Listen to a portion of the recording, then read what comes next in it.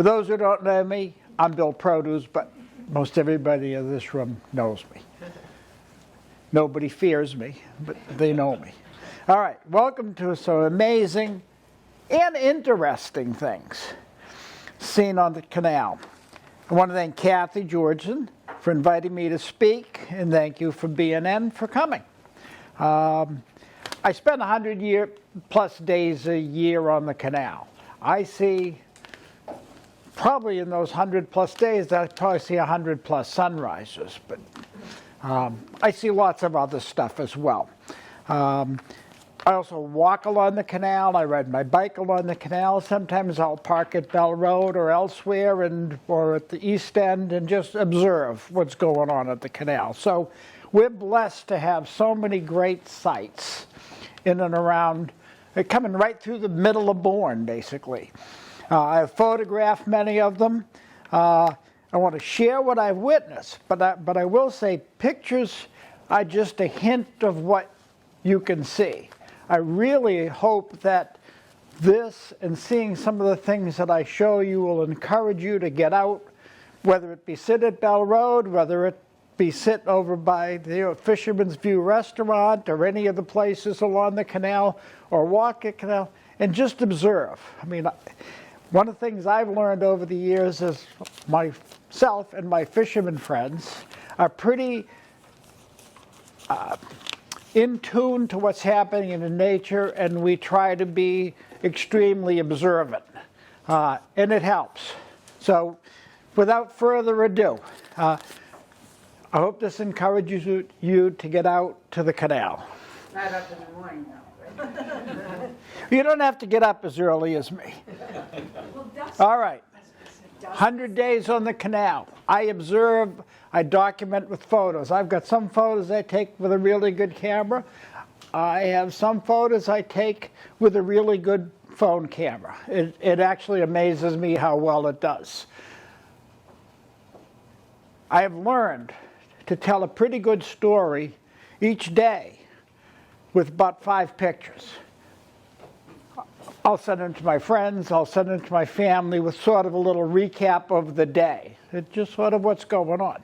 The limitation of 5 or few has been imposed by higher powers than myself.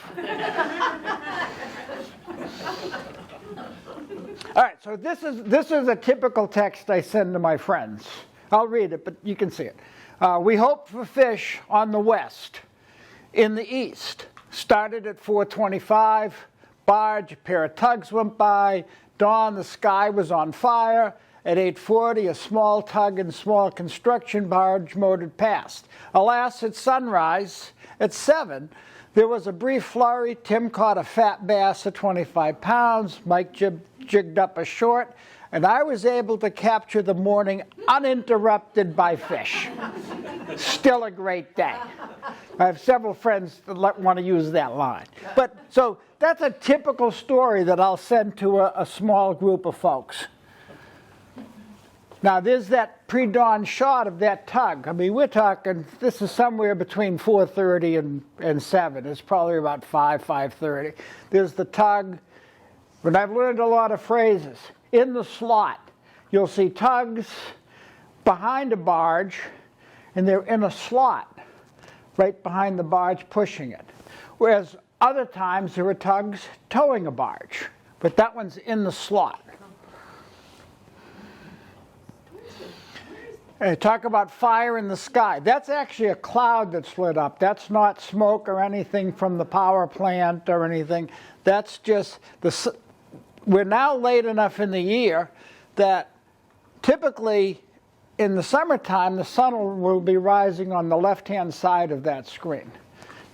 But this was in October, and the sun is really coming up further south. All right. My canal story is that it is beautiful. Canals ever-changing, scenery, weather, creatures. Every picture tells a story. Now, to take this picture, I learned from John Doble, who takes some of the best photos you'll ever see. And we talk about with John and about John, but he'll lie down on the canal someday to take a certain picture or to get a certain angle. I knew I wanted these flowers in the foreground. I knew I wanted that sunrise. I basically pretty much had to lie down in the grass just above the rocks to take that shot that I wanted. But I like it and I'm proud of it. And the sunrise, and when you get a calm morning like this, you get some great reflections. Bridges, fog and light. Calm day, sun's up, beautiful little reflection. Another sunrise. And sometimes I'm on the mainland side, some on the Cape side. I can mostly tell where I am. I can mostly tell what bridge it is. I know because of the power plant, I know that that's the Sagamore Bridge, and I know I'm on the mainland, actually. Oh, I don't have any sunset photos. Just saying. You're in bed, I think, right? I'm always amazed somehow at the reflections on a calm day. The energy train. And no matter how many times I watch that bridge go up and down, I like it most everybody else watch. Is there a certain time? And, typically the energy train will come between 7 and 8 a.m. It'll come from Wareham side, and usually around any time between 4:30 and 5:30 in the afternoon, it's heading back in the other direction. You look up and you see these guys working the bridge. That's, yeah, exactly. I think they had just replaced the flag. I had seen that. The men up there with the flag, and it was scary. Oh, yeah. Yeah. Well, yeah. Again, one of those things you watch.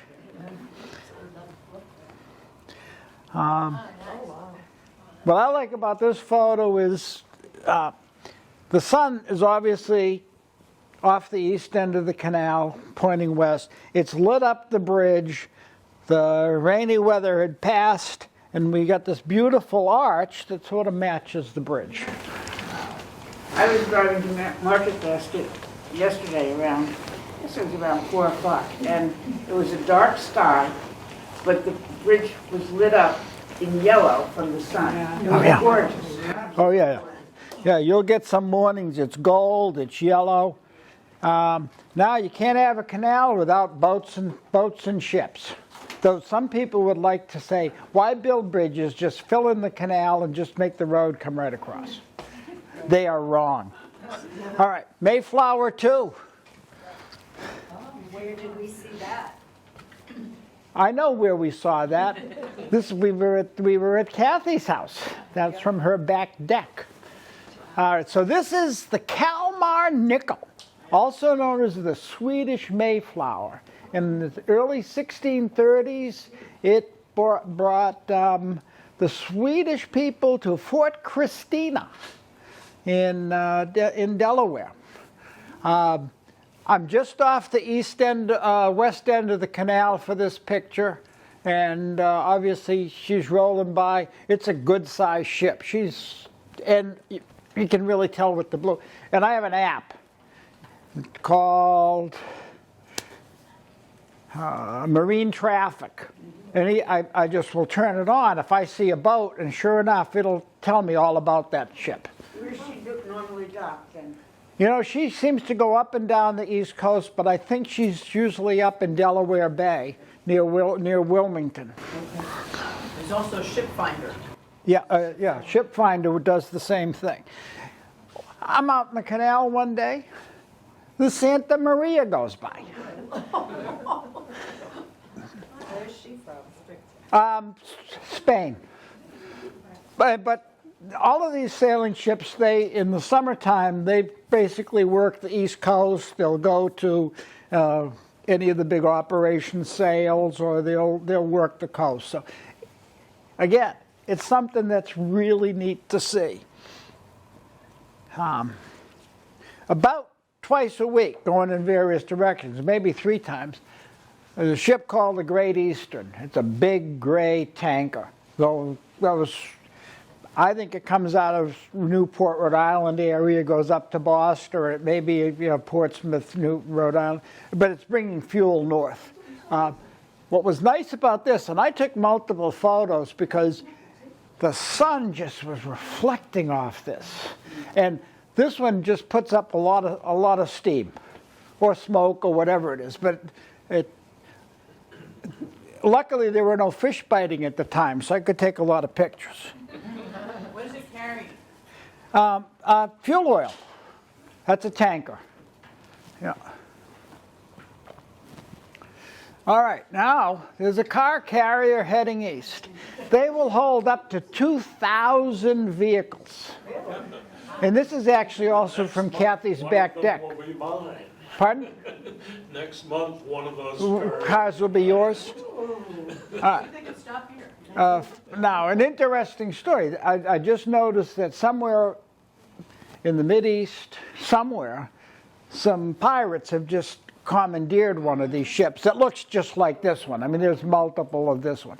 But these typically come up from South Carolina. I've seen them by Jekyll Island in South Carolina, near Brunswick, Georgia. No, not South Carolina, Georgia, near Jekyll Island, Georgia. One of them, years ago, got a little too close to Brunswick, and it caught the edge of a sandbar. It flipped over on its side. Whoa. It had all these vehicles in it. And what they had to finally do, and it took 2 years, but they took chains between 2 ships, and they used the chain dragging it across to cut through the thing into about a half dozen pieces so they could move each one off. All right. Then you get small barges with big cranes. You get tugs coming under the bridge. You get massive tugs. Now, see, as I said, this one's not in the slot. This one is tugging, is pulling. It's hard. Well, actually, it comes out pretty well. I'm out there, and this is the first time I've ever seen this. I'm out one morning, and you know how they cover boats with that plastic? Well, you got this, whatever is they're moving on that barge that they're pulling, they've covered it all up. And so I don't know what the secret was, but it's something I had never seen before. I know nothing about boats. My idea of a boat is I see a boat and I say, yeah, that's a beautiful boat. That's about it. That's as far as I know. But that's a beautiful boat. So is that. And it's amazing how many of the guys that I fish will say, oh, there goes my boat.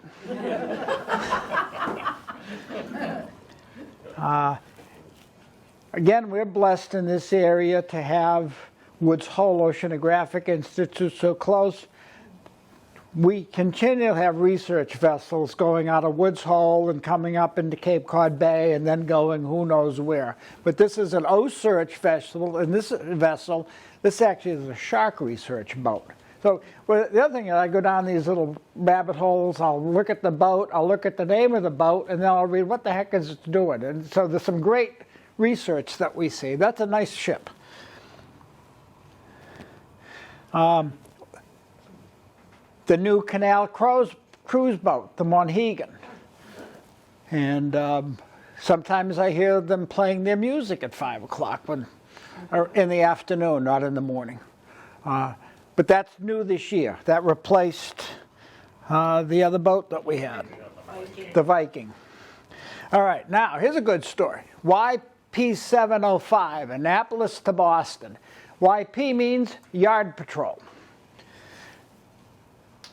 Usually there's 5 to 8 of these come through, heading north, and then they come back south. They come up with, their crew is primarily made up of cadets from the midshipmen from Annapolis, from the Naval Academy. And they'll be on the Y boats, and they'll come up for a weekend in Boston, but this is a training cruise. What's really neat is there'll be 6 or 7 of them in a row. I mean, they'll be spread out. But if you see one, you know you're going to see a few more. I waited to get this one. I saw this one coming. I was actually heading home by this time in the morning. This is the World. And you do it again. You do some research, because this is actually a cruise condominium.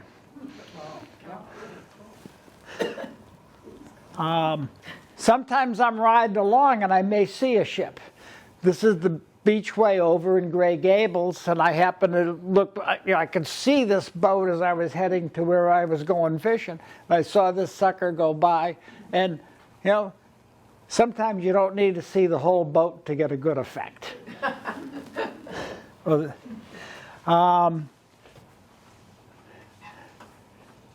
That's what it looks like at night sometimes. Well, it's probably in the morning, or it could be 2 a.m. Sunrises. I will tell you, pictures are great for sunrises. These should actually, the screen is pretty good. Pictures are great, but once in a while, watch a sunrise. They're all different. This one's, the picture is better than the screen print, but if you're familiar with Maxfield Parrish, the artist from the early 1900s, I believe, the blue that he uses in the sky, the clouds with the yellow and the white. I see a Maxfield Parrish sky multiple times during the course of a summer. Bill, where's the best place to see a sunrise, would you say? Where do you think of that?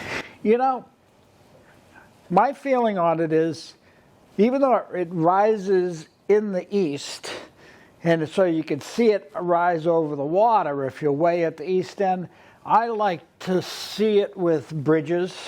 I like to see it with other things. If I was going to, you know, in the summer, well, it's still rising sort of northeast of the canal. You could be at, you know, you can watch it from near the Sagamore Bridge. And along the canal, there are great places you can walk and look, and you can see for miles, you know, in any direction. But I would look there, because you can see them that come up, and you get a lot of nice background. And that being said, what I'll show, so almost anywhere, but I like to have a little background. The bridges, again, we have lots of fog, and boy, in every morning almost there'll be some fog. And as you say, you asked about east or west. You can go to Bell Road and see a wonderful sunrise. Now you're basically 7 miles away from Cape Cod Bay, and even further from the sun. But the key is beautiful sky, but I love them framed with the railroad bridge. So Bell Road's a great place for sunrise. Now, I'm out with Todd on his boat one day, and we saw this, and then I took it and I sent it to Todd. He put it on Facebook, and we had 1,600 likes on the Bourne page. Now, an interesting thing, relatively recently, someone posted a picture and said you can see all 3 bridges. And actually, this one you can't, but if I was actually decided to take this picture and I was a little more over that way, sort of the way the canal bends like that, you could see the top of that's the Bourne Bridge. You could actually see the top of the Sagamore in the photo they posted on Facebook a few weeks ago. You can't see it on this one. I'm off of Gray Gables. I'm beyond Gray Gables here, toward Mashney Island. Yeah, just beyond Gray Gables.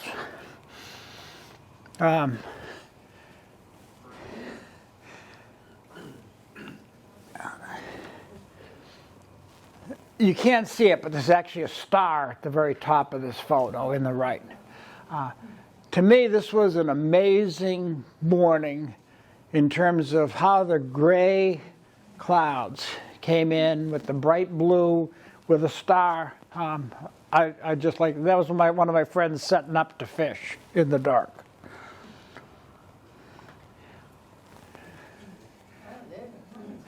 And there are some days that the visibility is not nearly that good.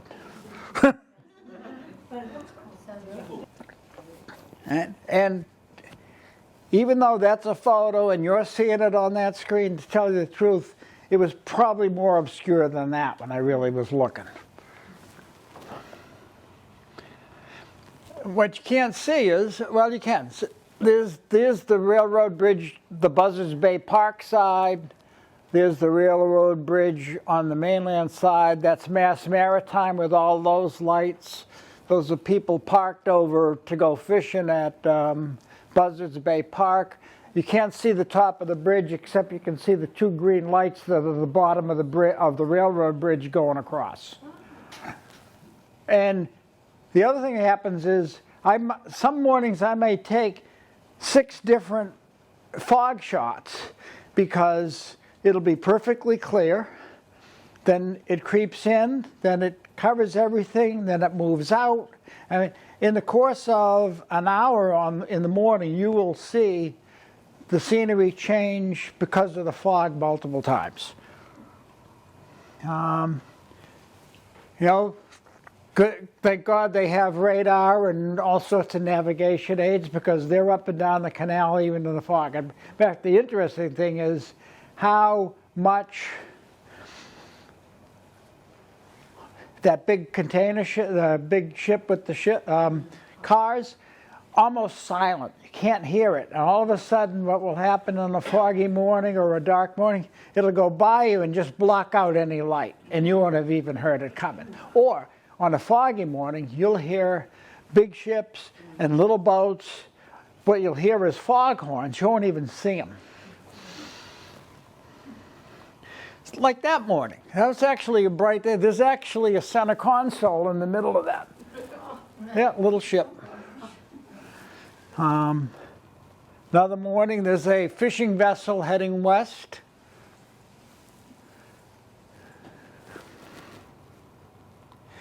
And the other mornings, what happens is obviously the canal has the edge of the canal, but then we have some good shoreline there and hills, and that fog will just settle in. So what you're really seeing there is the top of a barge, the top of a tugboat. So it's obscured, but you can see the top. Looks like a painting from the Hudson River School. The canal, though? Yes, the canal. That is, yeah. So there's a telephone pole. There's a canal access road. Remember, at the east end, at the west end, we have about a 4-foot tide. So the tide goes up and down. You don't see much. At the east end, the tide change from high to low is 10 feet. So at high tide, I didn't bring my pointer, but at high tide, the water will be almost to those white rocks. You can see that's that's probably a 6-foot tall person. Now he's wading in the water a little bit, but in essence, 10 feet of water would that person would be standing underwater at high tide. And isn't the current, I don't usually see somebody in Pardon? the water. I don't usually see someone in the water. Well, Because of the current. so the canal, think of it this way. The canal is shaped. They have the edges. You have the riprap rock. And then there's a little bit of a plateau in places. And so you can walk down and get not deep. And then it drops down. And because at mean low water, average low water, the canal is 35 feet deep. But along these edges, there are some places where the edge, near Pleasant Street, it drops right off. You're in 10 feet of water immediately. But a bunch of us know where to stand. But it's also slack tide, so Yeah. there's no current at this particular time. Yeah, so we're in little little or no current. It's not, I don't know anybody that I know who gets in the water when it's dangerous, because the canal, it moves at 6 knots. You drive your car at six miles an hour, you'll realize you're moving actually pretty good. That's between the Sagamore Bridge and the East End. Cape Side. That's a full moon. That's Bell Road. That's looking at some places in Gray Gables. I'm looking across the tidal flat. Without clouds, it's super bright. With clouds, it might even be brighter because of all of the white. There are many a night out there I don't need my light at all. You can see on a full moon night like it's daytime when your eyes get used to it. Railroad bridge, 3 a.m. Full moon.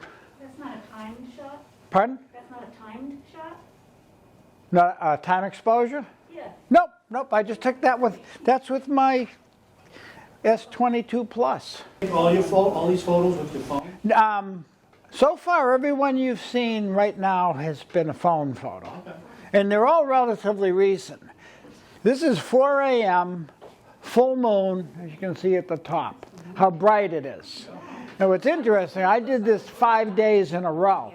And every day, the moon is a little further that way because it's sort of delayed a little bit every day. And they all look different. Every photo is slightly different. But again, 4 a.m., it's relatively bright with a full moon. Yeah. And that's taken from Midway Gate, so the middle of the canal.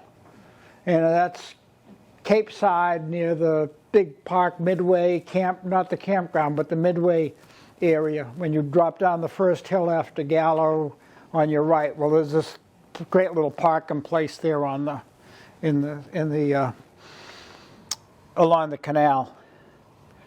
Birds. Now, some of these bird pictures, a few of them are probably with my real other camera, but this is just a shot with the camera. Great blue heron. Sometimes I'll see 20 or 30 in the morning. You know, they're eating mackerel, they're eating little baits. Belted kingfishers, they're about this big. And they have attitude, and they have noise. I mean, even on the canal, you can hear them, and warning others away. If you see them like on some of the little harbors around, they're actually chasing other birds away. Beautiful little bird. Now that's a real camera. That's from a distance. That's a peregrine falcon. The little helmet you can sort of see on them, black on them. Best peregrine falcon story I have. I'm fishing at Bell Road with 4 other guys. We're all relatively close. We're casting. I hear this thump, and I see these feathers come dropping down. I turned to the guy I'm fishing with. I said, "Did you just hit the bird with your lure in the cast?" And he said, "No." Next thing you know, the falcon came by and got the tern that he had knocked out of the air and into the water, came back and picked him up and flew away. Wow.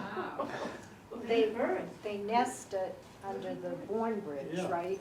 They nest under the Bourne bridges, and there's one that lives. There's a pair that also live at the railroad bridge, canals, Cape Side railroad. Item number 1, if you're out, and you don't have to be out there at dawn, you can be out there a little later, even 8 o'clock. There were a couple of guys, I think Ken Stewart might be one. They're in Bourne photography all the time. They're out there with these big lenses like this on their cameras, but if you ever see people with cameras sitting around or pointing cameras in any direction, look where they're looking, because you're going to see some amazing stuff. I mean, I've seen a lot of peregrine falcons. I don't find them myself. Typically, they're found by these folks. Long-tailed duck, just a cute little duck. That's a real camera shot. We have a lot of loons on the canal. My wife would say there are a lot of loons out there, most of them have fishing rods in their hands. This is the common loon, and by the way, it's the most common, but I've also seen Pacific loons and red-throated loons on the canal. They're much rarer. Because they have a very specific sound. Yeah. Yes. Oh, yeah. That the cry of the loon at night is the sound of Maine. And they're big. I mean, we're talking about a bird. You know, that beak or bill is about that long. That bird is probably that big. I mean, they're pretty distinctive. We see tons of cormorants around. These are 25% bigger than a cormorant, and bulkier. Terrible photo, but it's nice to see black-crowned night heron. You know, riding along on the canal or walking in the morning, I'll see these prior to dawn. And some visitors from far away. Everybody, 1 January, if you watch the bird apps, you realize that there's some rare birds around. Well, this black-headed gull is not seen frequently. So all of the people in the top 100 bird list for Barnstable County and elsewhere, they're all coming looking for this bird. I looked everywhere for the bird, and I'm back in the parking lot at West Sagamore, which is just west of the Sagamore Bridge mainland, and the black-headed gull in the winter plumage comes and sits right in front of me. Now, not the best picture, but I'm proud of this picture because there were 50 or so people every day on Savory Ave looking for this bird. It was on a feeder and in some hedges.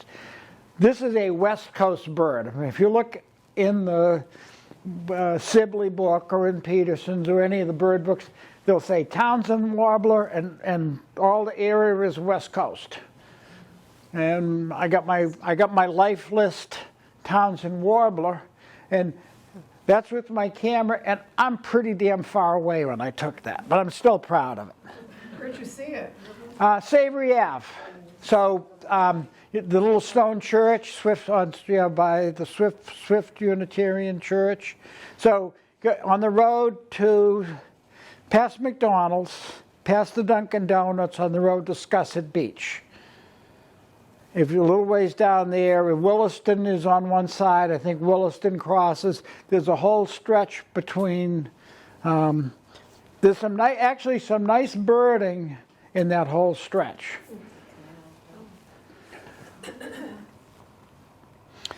And our visit is from the Arctic, so that we know it's November to April. And these are female eider ducks. The ones with the white backs are males, and then there's some that are mixed color, and they in fact will be the juveniles.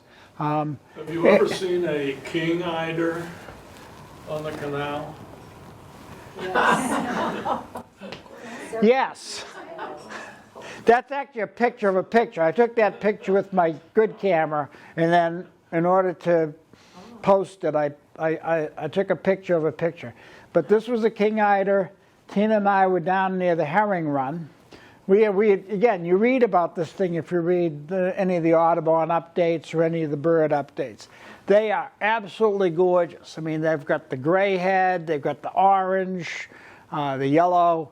I mean, there's a difference. I mean, you can't really see, but you know, they have a black head, black top of the head, white, and then a white body. Whereas they are very distinct. But you might see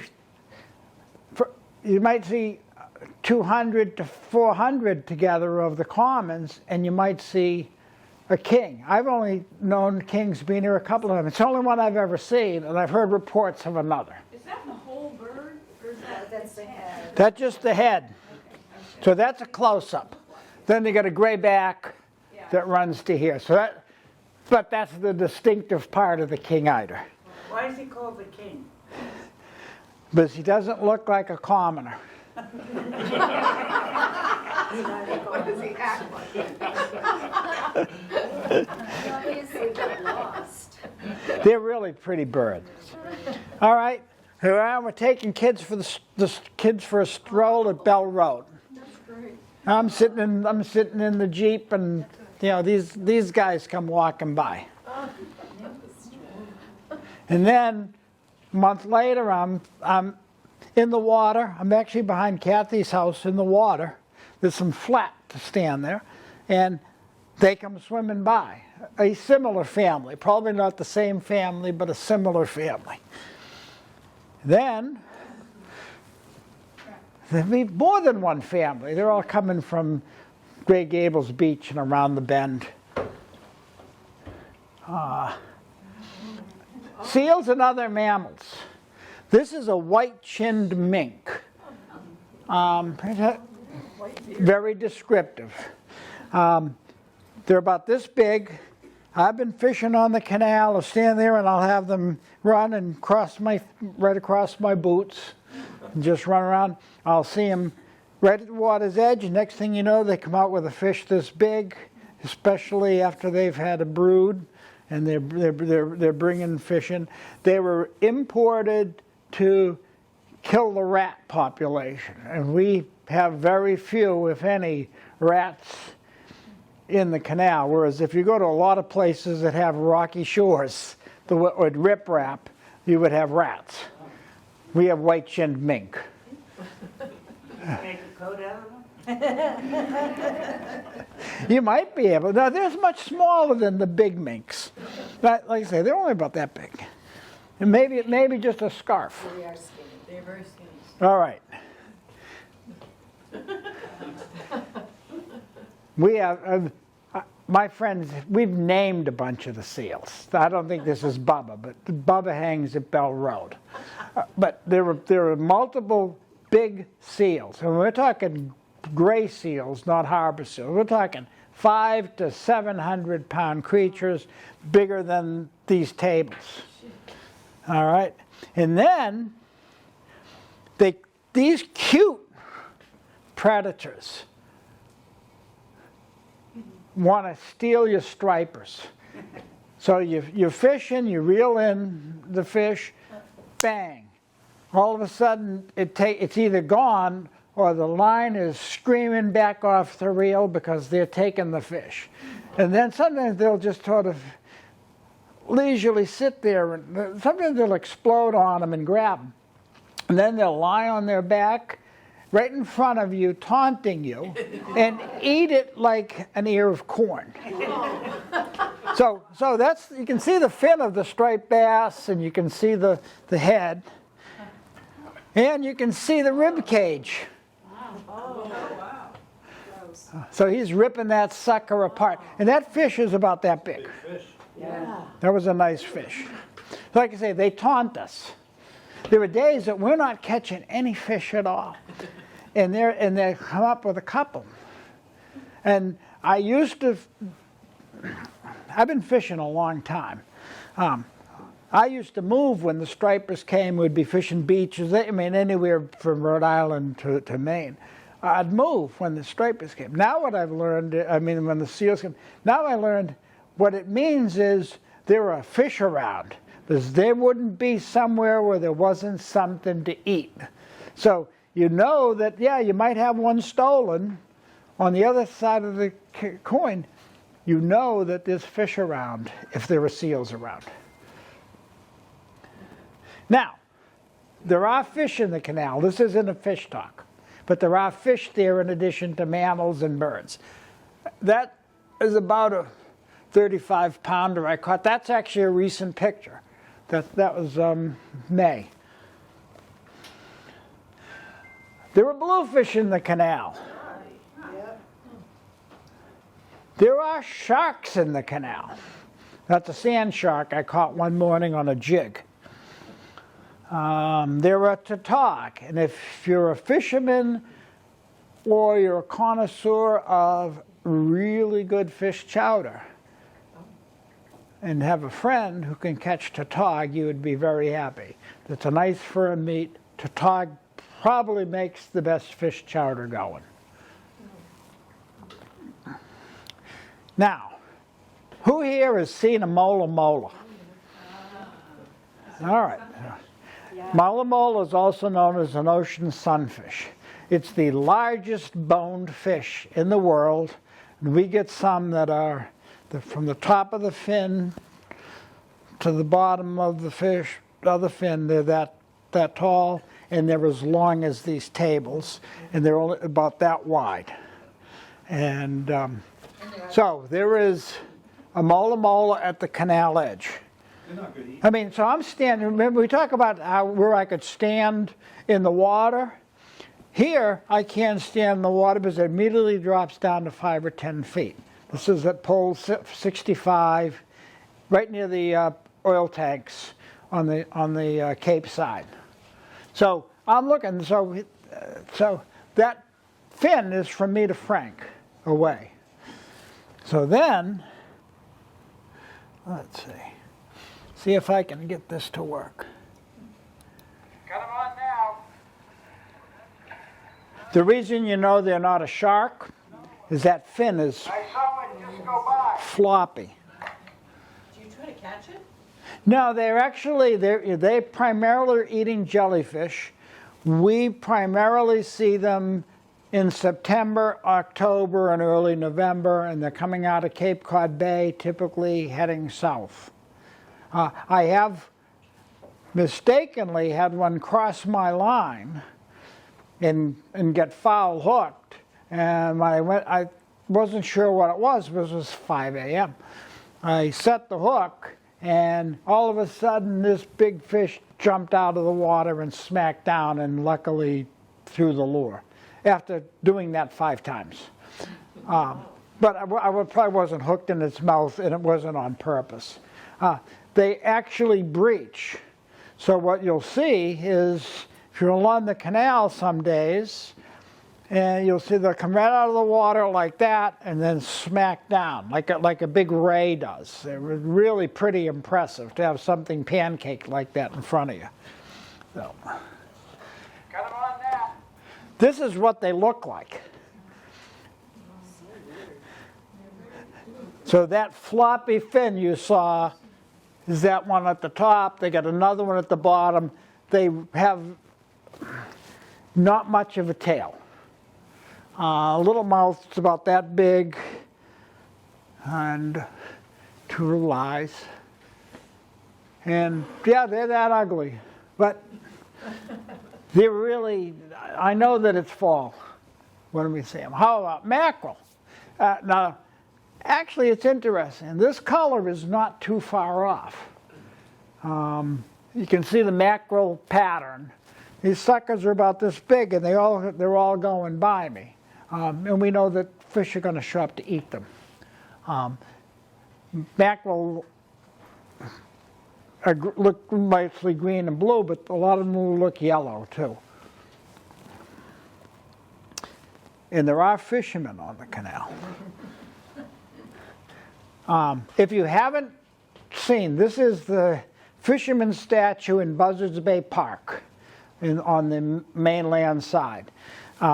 Group called the Stan Gibbs Fishing Group, which I was a member of. It's since disbanded.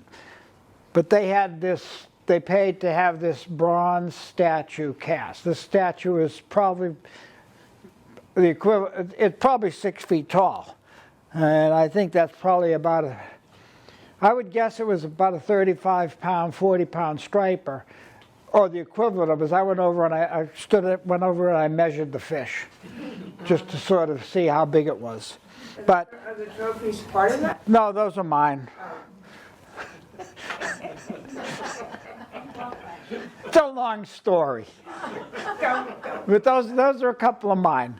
Now, you see all these bricks around here? In order to make the money to pay for the statue, you bought a brick for $50 a brick. I actually bought my first brick the year we moved here in 2013, I wasn't even a member of Stan Gibbs, but I bought a book. I bought 3 bricks, I believe. Semper Fi from my dad is what one says. One says the Produz family, and I'm not sure what the third one says. And where are they? All right, so obviously you can see the pavilion there. So all of these bricks are on the ground. That's not me. That's all. So, but they're all around. And then there's actually the story of the statue, and lots of nice pictures taken a lot by John Doble of really the story of fishing for striped bass and some of the history of fishing on Cape Cod Canal. You know, it's worth a take.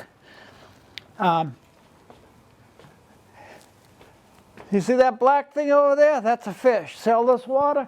Those are all fish. We were out there one morning, and the fish were just breaking everywhere. Fisherman's Beach, railroad bridge in the distance. There's a fish on. There's a fish breaking in closer to shore than the person. There's a person on hooking a fish.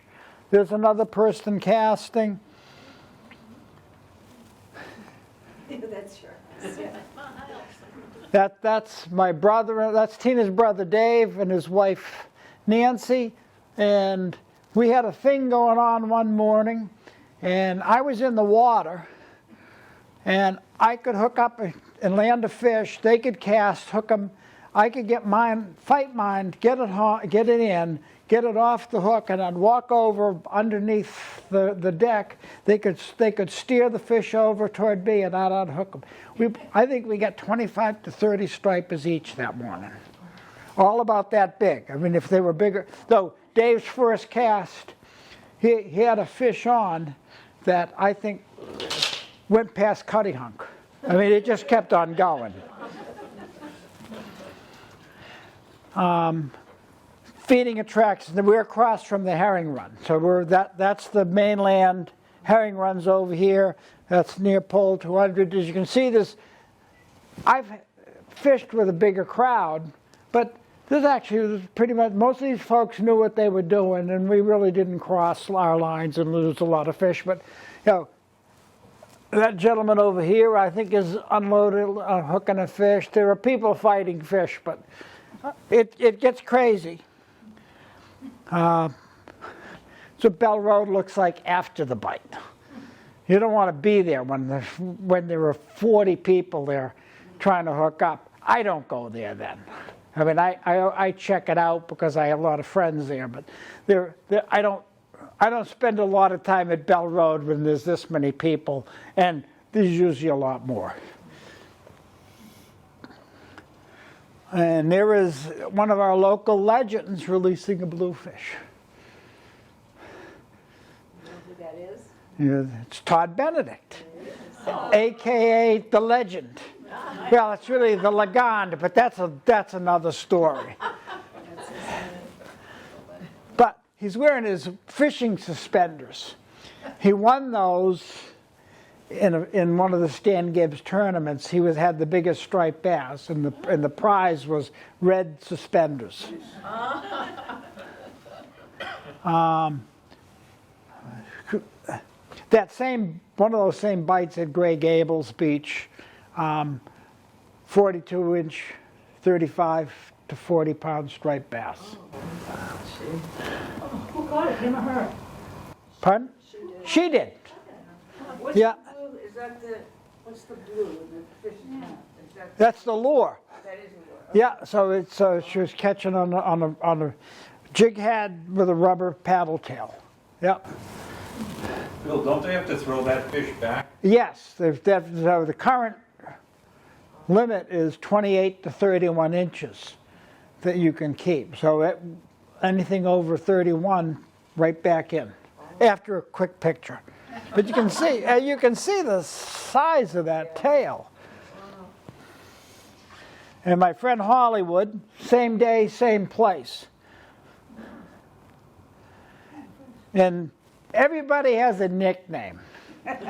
Mine, that East End Eddie, who does a fishing report with Sue, he named me, that's East End Eddie. obviously he has a nickname. He's an author. Bill on the Grill. I do a thing for a couple of fishing clubs and tell people to show up, fish from 5 to 7, 7:30, and I say at 8 o'clock in the morning, I'm firing up the grill at Patuxet. We make a deal with the Bourne Historical Society. I get access to the grill, and basically we're having hot dogs and sauerkraut and hamburgers at 8 a.m. And people say, I can't eat a hot dog or a hamburger at 8. And I say, if you've been up since 5 a.m., if you've been out since 3 a.m., it's lunch. No fish? No fish. Oh, we caught fish. You don't eat it? Oh, no, we don't. No. No. No, hot dogs and hamburgers. Right.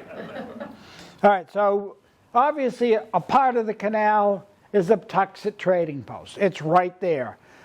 If you don't know it, go by there. It's really neat. There's some great stuff there. My brother-in-law Pete with a striped bass out of Patuxet. It's part of the canal, basically, right on the Manamet River. That was a first. A pony coming up the access road and walking by Patuxet. They had an event there. It was pretty neat, and they had all these guys with black powder rifles. It was really neat. So the plug I'm putting in there is whenever the Historical Society does something, go. It's along the canal. They have wonderful events. Is that a reenactment or something? Yeah. They all had their black powder guns. A few of them. Yeah, they were reenactors, a Revolutionary War reenactment folks. It's pretty neat. So if you see an event, go. It's like at the library. If you read about a concert here or someone doing a talk, go. I've never been disappointed. And it's also a great place to watch fireworks. Thank you, Kathy. Thank you, Kathy. So, any questions? How many hours and when do you ever sleep? My Fitbit tells me that I get in the summertime, about 5 hours of sleep. Though I do usually get a nap if I manage to get it in from 9 to 10:30 in the morning. I'm a person that doesn't use a lot of sleep. I mean, I don't even have one. It would be rare that I'll do an 8-hour catch-up sleep. That's rare. To me, I've got my Fitbit set to be happy if I get 6 hours. How does this affect your wife? I have no idea. I sleep a lot. On average, we get 8 hours worth of sleep.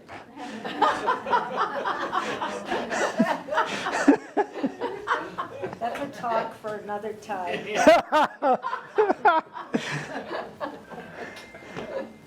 So, again, the takeaway, go to the canal. Get outdoors, see it. You don't have to be there at 5 a.m. You can see the ships all day long.